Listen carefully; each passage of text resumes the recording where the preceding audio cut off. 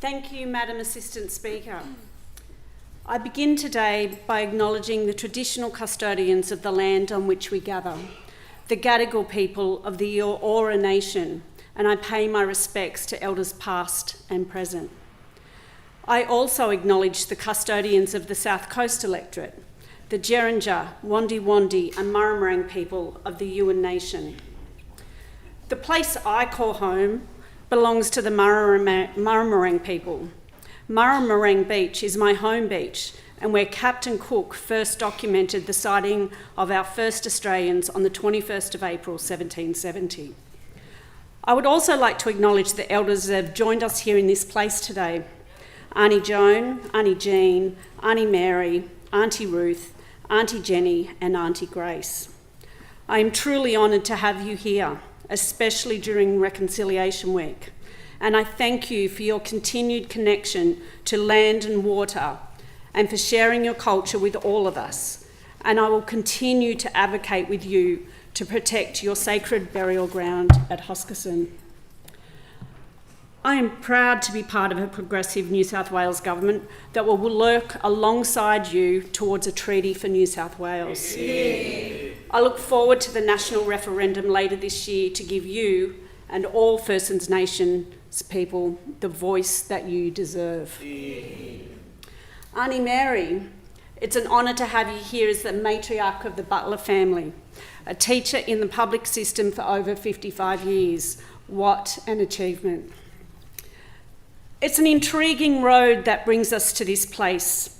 And for me, I feel it is a journey that was set out for me long ago. And it started with the unlikely matching of my parents, Barbara and Jim Butler. Barbara Spence was born into a comfortable and loving family and lived in Duntroon Avenue, Roseville. Mum learnt the piano at the Conservatorium of Music from her uncle, Lindley Evans, Mr. Melody Man and the star of the Argonauts on ABC Radio, and whom the Lindley Evans studio at Ultimo was named after. Mum studied at Hornsby Girls High School. She loved swimming and the ocean. Dad always said that Mum had salt water running in through her veins. Jim was a wild boy, born in Redfern, and when he was aged 3 and Auntie Mary was only 3 months old, the family moved out to Merrylands West when it was still farmland. They were extremely poor, and Nana knew that the only way out of poverty for her children was through education. Dad, however, was 7 years old before he started school. Apparently it had something to do with his use of profanities. I'm not sure how, but Nana sent Dad to Morris Brothers Parramatta and Auntie Mary went to Our Lady of Mercy College. When my brothers and I were young, Dad would regale us with stories of his Parramatta boyhood, complete with horse and cart, fuel stoves and outback dunnies, redbacks and red-bellied blacks, cricket, footy, and of days swimming in the Parramatta River. While from different sides of the track, Barb and Jim met at Wagga Teachers College and began their married life with Dad teaching in one-teacher schools. Mawulumba, where my eldest brother Mark was born. Benalbo saw the arrival of Neil and Jeff. Buchanan, my brother Terry. And finally, Pecolban, where, as an afterthought, I was born. We were not big city dwellers, but small town folk. When we moved to Shellharbour, Dad was the Deputy Principal at Dapto Primary School and later Principal at Albion Park Rail Primary. Even though Dad was extremely busy, he gave his time at night to teach migrants living in the Nissen huts at Fairy Meadow how to speak English. Dad loved the English language and loved teaching people how to read and write. Mum retrained as a teacher librarian and became the first ever librarian at Shellharbour Public School, a position she held until her retirement. So many friends tell me that their love of books is because of Mum. Mum campaigned on many issues, including Save the Whale, the Vietnam War, and the shocking idea of septic being pumped out into her beloved ocean. In the early 70s, Mum was severely reprimanded and nearly lost her job as a teacher for taking part in a protest over the Vietnam War. The protest march was held on a Saturday. This demonstrates why unions are extremely important, as if not for the Teachers' Federation, Mum would certainly have lost her position. It is hard to imagine this happening to workers today. However, it saddens me that we've gone backwards in recent years around our protest laws. Mum taught me to always stand up for what I believed in and always write a letter. Letter writing has become infamous with my children. Whenever I start to rant about something, they'll all look at each other and say, "I'll write a letter," and then they laugh. But Mum and Dad taught us all far more. They set our ideals and our beliefs. They taught us to have open and inquisitive minds, and most of all, to show a generosity of spirit to all we encounter. And of course, there was politics. Dad must have been one of those only 4 people watching Question Time, because he absolutely loved and was a regular contributor to the letters to the editor section of the Sydney Morning Herald. And by regular, I mean a letter every day. Dad was a man of few words and great wit, and far ahead of his time. His letters were a mixture of humour and shock to maximise his message. 2 of his letters stand out for me, and I still remember them. One was about including GST on tampons. Dad stated it was all a bloody mess. The other letter was about saying sorry to the stolen generation, one of the darkest chapters in our nation's history. According to Dad, John Howard wouldn't say sorry if he was flatulent in church. Both letters were written in the year 1999. It would be 9 years later, in 2008, before Kevin Rudd, as Prime Minister, delivered a formal apology to Australia's Indigenous peoples. The GST on tampons was not removed until January 2019, 20 years after Dad was campaigning. Sadly, neither Mum nor Dad lived to see the outcome on either of these issues. It's only now that I'm older that I've realised that my parents also instilled the same ideals that I hold in many other young people that entered the door of number 3 Northern Avenue. Ours was a house where you never knew who you may find sleeping in the living room when you woke up, or how many people you would find at the dinner table that night. It did not matter who you were or where you came from. Everyone belonged at number 3. As I've gotten older, many friends have told me that the conversations my parents directed around our dinner table or living room opened their minds to issues that were never discussed in their own homes. From Gough to Dunstan, Lenny Lower, down on his luck, playing 2-up, Brett Whiteley and Blue Poles, and Sydney Nolan's Ned, Patrick White and Henry Handel Richardson, Mum and Dad loved nothing more than to educate. I'm honoured that one of those young teenagers is here with us today, Narelle Clay. Barb and Jim would be extremely proud of you and all that you have achieved, providing support for young people and for the community sector as a whole, and also for your work with the union movement. Just over 21 years ago, I moved from my hometown of Shellharbour to my now beloved South Coast. The South Coast electorate stems from Nowra in the north to North Durras in the south, some 115 kilometres in length, or 2 hours travel time. The South Coast is known for its beautiful beaches and national parks, its farmland and escarpments, and its unique coastal villages. Yet for me, it was the people that I fell in love with. The people of the South Coast truly embody the meaning of community. We all say a hello as we walk past each other. We know our neighbours, their children and their grandchildren, and even their dogs. And whenever the chips are down, we are there to support each other. It was at a time of total desperation on the South Coast that I decided that I had to stop throwing things at the television and instead put my hand up to represent my community here in this place. It was my experience of the Currowan fire, a fire that lasted a total of 74 days, and the clincher that made me determined to have a seat here.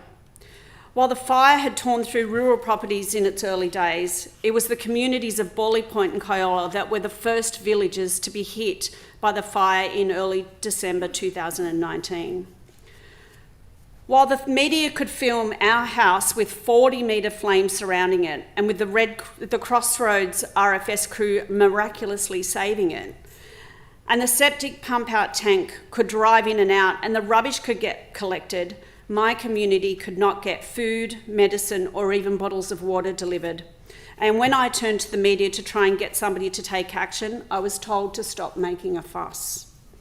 I immediately turned to Roger Lucas and said, "We need to talk. I'm running for New South Wales Parliament in the next election." Over the long 8 days that Bawley Point and Kyola were in lockdown, members of the wider community put themselves at great risk by delivering food and medical supplies by boat, some 25 kilometres from Ulladulla Harbour, in rough seas and howling winds. I was sick to my stomach every time I knew that a boat was in the water bringing out the supplies I had requested. But this also made me extremely proud of our community. The generosity of people and businesses was incredible. My team of Bawley Angels, Deb, Moira, Bev, Lindy, Sue, Chris and Jill, restaurateur Matt Upton, Mollymook Pharmacy, Michael Hoskin, Jake Bond, Scott Whippy Dennis, Michael Austin and Sandra Betts, you are all community heroes that I will never forget.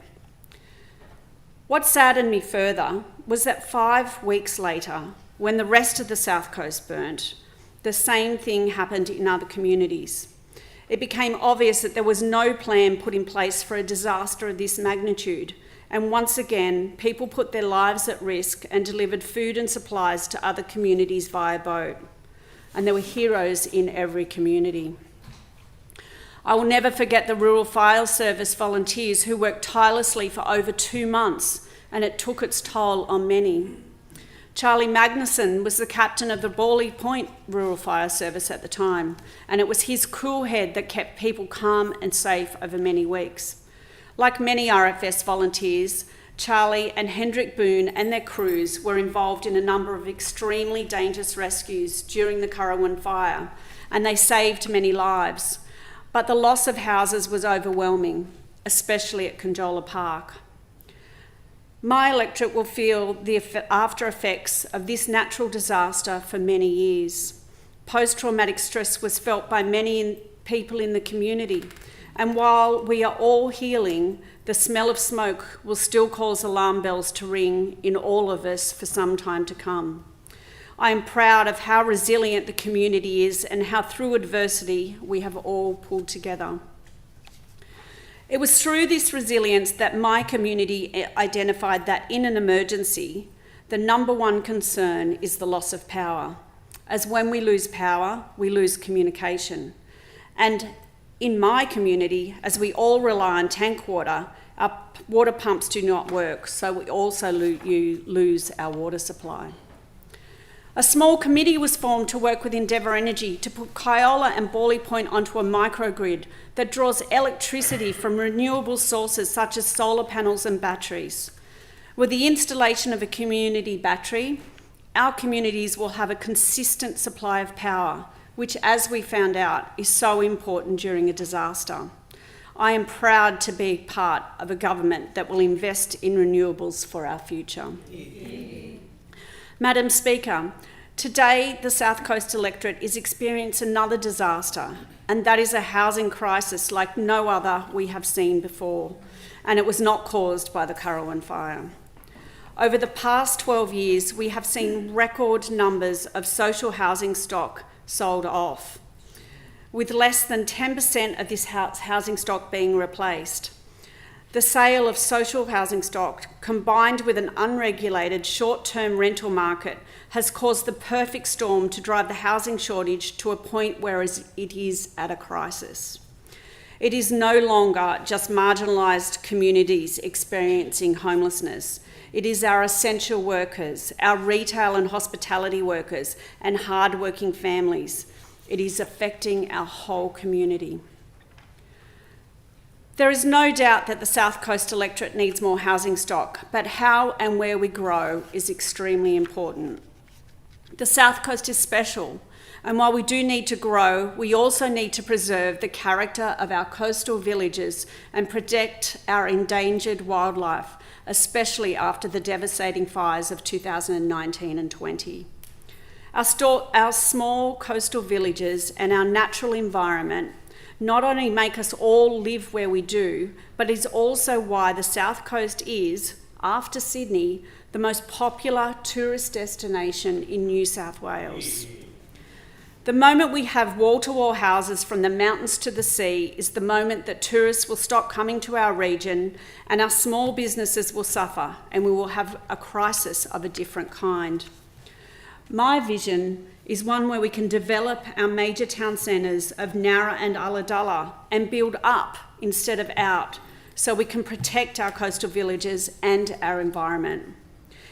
In a region where small businesses and not-for-profit organisations are the backbone of the community, and where there are minimal transport options, it makes sense to build homes that are accessible to employment and that are affordable to rent or purchase. We need to create vibrant living spaces and revitalise our two major town centres. But in planning for the growth of our town centres, we must ensure that we have the schools, hospitals, community services and infrastructure to support the population. Madam Speaker, it is not just housing that some families need, it goes far deeper. And I am proud to be part of a government that invests in people, a government that understands that by investing in people, it means investing in housing, in education, in health, and the community sector.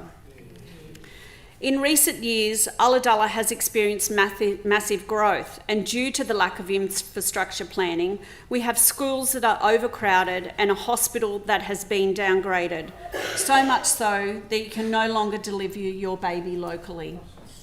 Parents are forced to travel over an hour in one direction or an hour and 20 minutes in the other on roads that are extremely dangerous, and their stories are compelling. I will continue to work with my community to ensure we get the desired outcomes for our hospital and our schools. We need to break the cycle of poverty and welfare that many in our communities are facing. I will advocate for everyone in my electorate and work with them and the community service sector to address all issues that they face. As a former community sector employee myself, the privatisation of home care is the best or worst example I can give as to why we need to put an end to privatisation. The home care policy was that services should be provided on the basis of need, not on the client's ability to pay. And full fee was considered to be what the client could afford. We now have a public company that makes many millions of dollars each year providing these in-home services.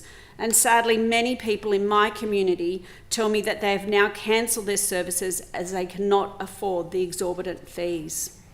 Madam Speaker, I am proud to be part of a government that is making the public and community sector a priority over prioritisation. There are many people that I need to thank today for getting me to this place. It was a marathon and one I took very seriously.